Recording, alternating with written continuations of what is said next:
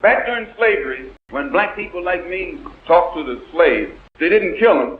They'd send some old house Negro along behind him to undo what he said. You have to read the history of slavery to understand this. There were two kinds of Negroes. There was that old house Negro and the field Negro. And the house Negro always looked out for his master. When the field Negroes got too much out of line, he held them back in check.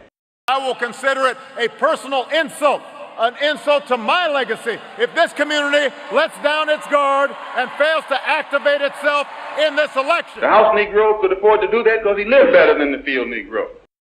He ate better, dressed better, and he lived in a better house. He lived right up next to his master. He ate the same food his master ate and wore his same clothes. And he could talk just like his master. Good diction. That was the house Negro. But then you had some field Negroes. I'm a field Negro who lived in huts, had nothing to lose. They wore the worst kind of clothes, they ate the worst food, and they caught hell. They felt the sting of the lash. This was the difference between the two. And today you still have house Negroes and field Negroes. How many of you voting for Hillary? I do not blame you for wanting a female president, but that's a wicked woman.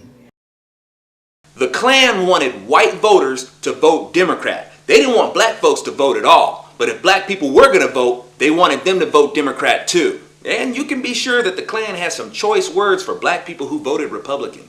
Why don't you learn this stuff in public school? Because the public school system is run by the Democrat Party and the unions. But what the scratch and sniff happened, man? Anytime you throw your weight behind a political party and that party can't keep the promise that it made to you during election time, and you are dumb enough to walk around continuing to identify yourself with that party, you're not only a chump, but you're a traitor to your race.